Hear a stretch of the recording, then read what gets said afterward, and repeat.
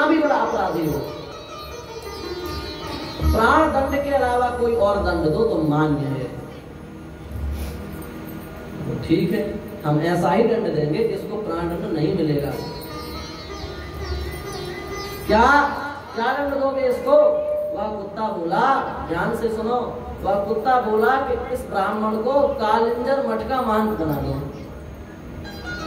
महंत जी बना दो। ये दंड दिया कुत्ते ने। भगवान ने कहा इसमें दंड क्या हो गया, इसमें दंड की बात क्या है? ये तो तुमने अच्छा किया, इसको महंत बना दिया, इसको कुछ खाने मिलेगा पीने मिलेगा। नहीं महाराज, हमने दंड दिया है। क्या दंड दिया? बोले देखो, जो महंत बन जाता है और जिस कार्य के लिए द्रव्य आया है उस कार्य में यदि उस द्रव्य का प्रयोग नहीं होता तो फिर उसको कुत्ता बनना पड़ता है।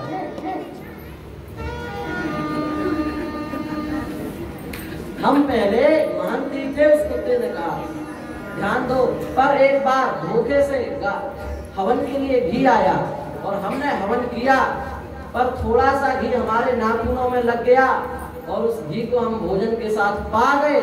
इतना सा द्रव्य जो भगवान के लिए आया उसमें से थोड़ा सा अंश हमारे मुंह में चला गया, हमको कुत्ता बनना पड़ गया। इस बात से सावधान हो जाओ, जिस कार्य के लिए द्रव्य आया उस कार्य में उसको लगा दो, नहीं तो यही दुर्गति होगी। भगवान के नाम से जो आया, गाय के नाम से जो आया, ब्राह्मण के नाम से जो आया, वह उन्हीं में लगना चाहिए, उसको अपने में नहीं लगाना चाहिए। यदि उसको आप अपने में लगाते हैं तो देने वाले का तो नाश, देने वाले का तो उतना ही पुण्य मिलेगा, नाश आपका होगा, स्वयं का होगा। इसलिए जिस कार्य से जो आया है उसको वहीं पर लगाओ। इसके राज्य में कंस सब कुछ हमको दो, हमको दो, न ब्राह्मणों को, न गाय को, न साधु को, न हवन के लिए कुछ नहीं, सब बंद करवा दिया। देवता बेचारे बिना हवन के, देवताओं का भोजन ही तो हवन है। जब हवन बंद हो गया तो देवता भगवान की शरण में पहुंचे। भगवान ने कहा चिंता मत करो, हम अवतार लेंगे और अवतार लेकर के आपके अत्याचार से, कंस के अत्याचार से आपको मुक्त कराएंगे। कथा आप सब लोग जानते ही हैं। कंस के चाचा देवक, उनकी लड़की का नाम देवकी, उसका विवाह हुआ सूरसेन के पुत्र वसुदेव जी के साथ में। कंस ने कहा हम अपनी बहन को छोड़ने के लिए स्वयं जाएंगे, सारथी को उतार के खुद बैठ गया।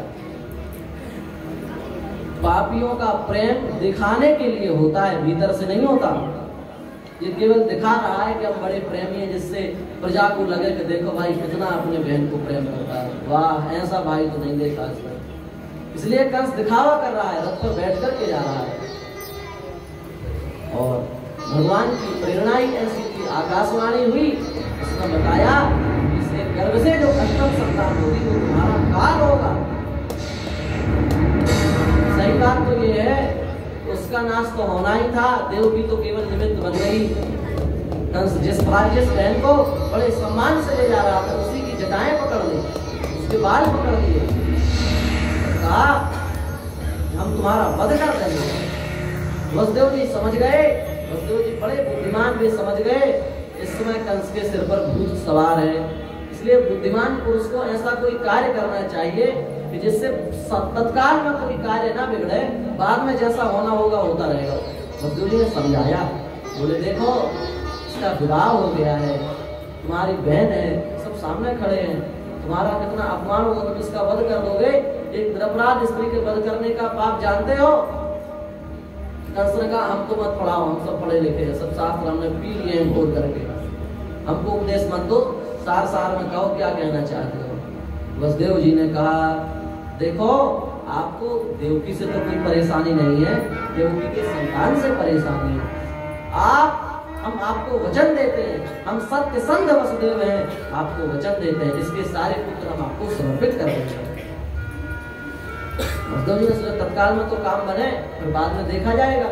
और वसुदेव जी सत्य संत भी थे। कंस को विश्वास हो गया, देवकी को कारागार में डाल दिया गया। पहली संतान हुई, वसुदेव जी ने समर्पित की। कंस ने सोचा कि आकाशवाणी ने कहा था कि 8वां पुत्र काल होगा, ये तो पहला है, चलो ले जाओ, इसको नहीं मारेंगे, 8वां लाना। वसुदेव जी बेचारे अपनी संतान को लेकर के वापस लौट गए। और वसुदेव जी जानते थे कि ये राक्षस है, इसकी बुद्धि में परिवर्तन होने में कितना समय लगे इसका कोई ठिकाना नहीं है। नारद जी आ गए, नारद जी ने सोचा ये तो पूरी लीलाई बिगड़ जाएगी, ऐसा नहीं होना चाहिए, इनका तो उद्धार होना है और कंस यदि इनको लौटा देगा तो इन पुत्रों का उद्धार कैसे होगा। इसलिए नारद जी ने कहा कि देखो भाई कंस तुम बड़े मूर्ख हो। क्यों?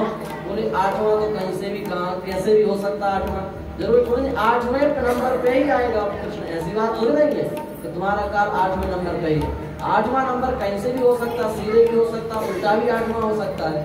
नारद जी पढ़ा लिखा के चले गए। कंस ने तत्काल आदेश दिया तो संतान को पटक दिया और उसकी हत्या कर दी। दूसरी संतान आई उसको भी पटक दिया, तीसरी चौथी पांचवी छठवीं भी ऐसे ही किया और 7वें में भगवान शेष देवकी के गर्भ में आ गए।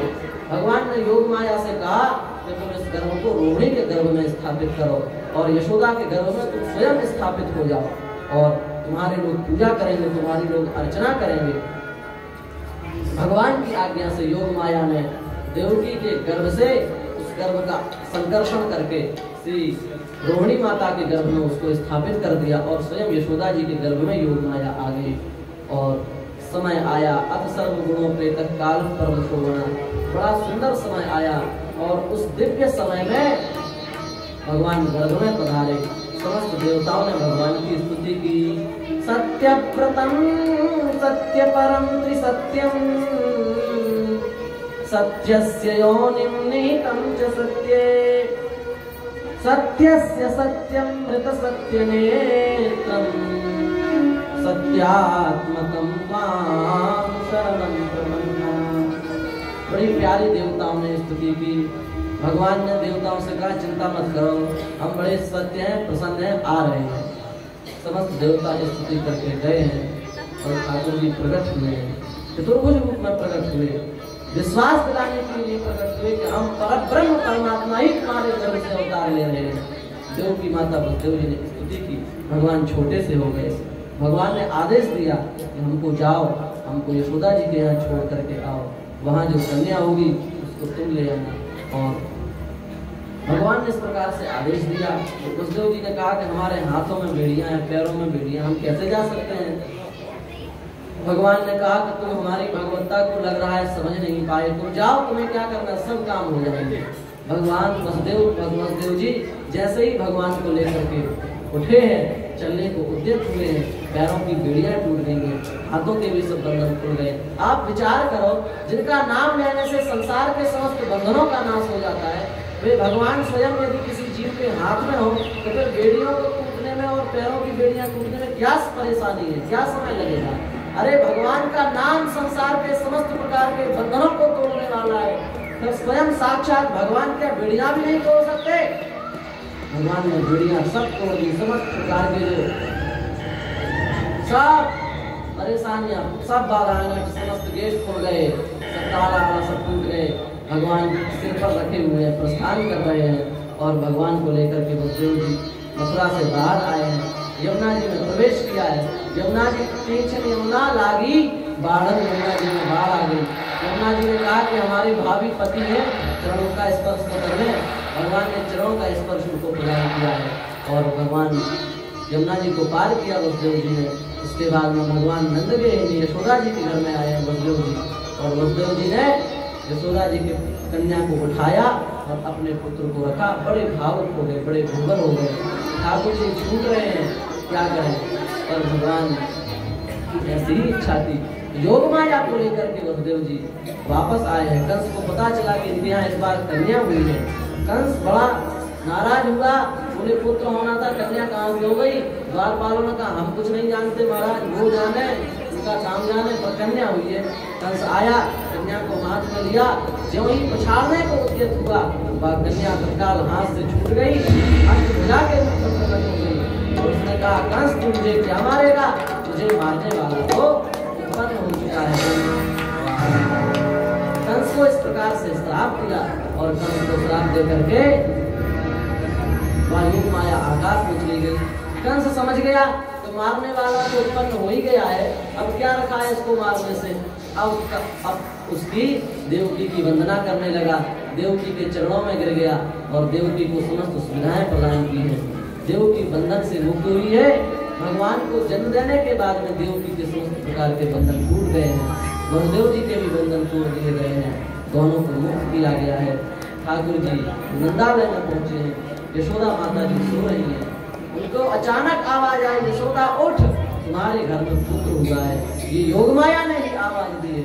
यशोदा जी उठी हैं और यशोदा जी ने कहा कि यशोदा जी ने देखा, देखते ही रोहिणी को आवाज लगाई है। माता रोहिणी आई है दौड़ती हुई, रोहिणी जी तो विह्वल हो गई, उनको ज्ञान ही नहीं रहा कि कौन आया कौन गया। तत्काल उन्होंने नंद सुनंद आदि सब गोपों को बुलाया है, सब गोप आए हैं, सबने ठाकुर जी के दर्शन किए और भगवान का दर्शन करके ऐसे बेबल हुए, ऐसे बेबल हुए कि वो रात कब कट गई इसका किसी को भान ही नहीं हुआ। संपूर्ण रात्रि भगवान के दर्शनों में ही व्यतीत हो गई। सुबह हुआ, हिलाया डुलाया, बोले नंद मासी आज गेट नहीं खुले, क्या बात है? जब देखा तो सब पुत्रोत्सव में विह्वल है। अब तो समस्त प्रकार की जो गोपियां हैं वे अत्यंत सुंदर वस्त्र पहन करके आई हैं, दधी माखन लेकर के आई हैं और अत्यंत प्रेम से भगवान का जन्मोत्सव मना रही है। पहले एक हंगामे श्री राधे श्री राधे श्री राधे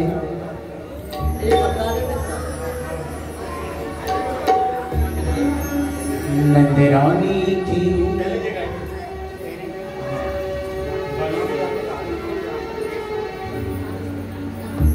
श्री वृंदावन बिहारी जय हो।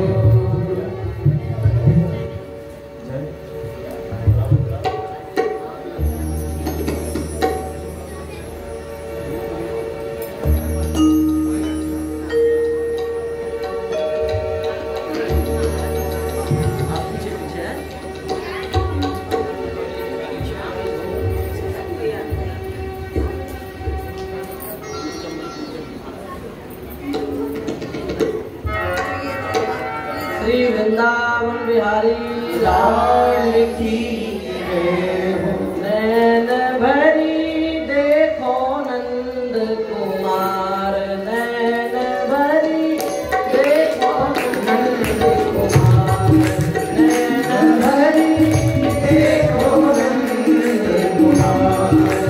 यशोमती कूक चंद्रमा प्रगटो, यशोमती कूक चंद्रमा प्रगटो, या ब्रज को उजियार,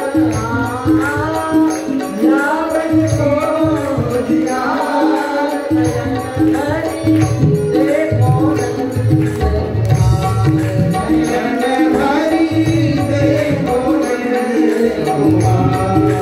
बन जिन जाओ हरि हो।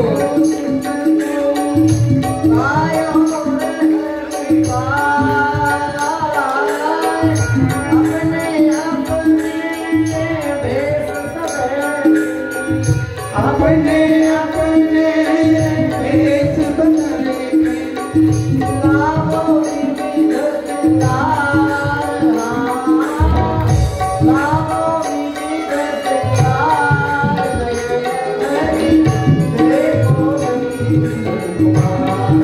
नयन भरी देखो नंद कुमार।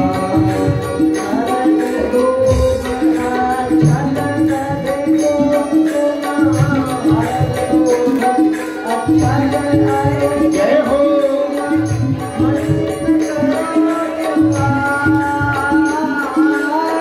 भरी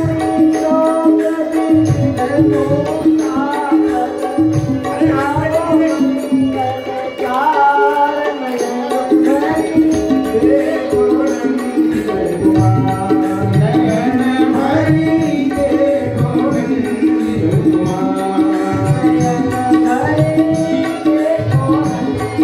कुमार।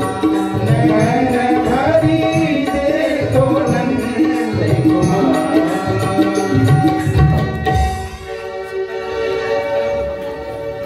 बोलिए बाल कृष्ण लाल की, नंद रानी की खुली तकदीर बधाई बाज रही। नंद रानी की खुली तकदीर बधाई बाज रही। नंद रानी की खुली तकदीर हरि बोल।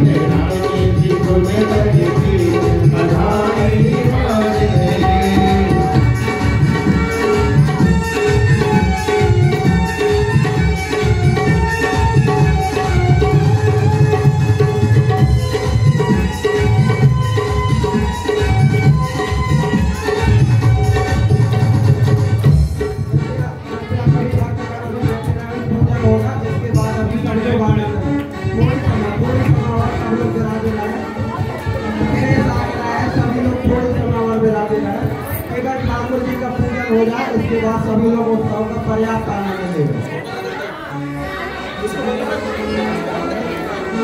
सभी लोग थोड़ा थोड़ा पीछे हो जाए।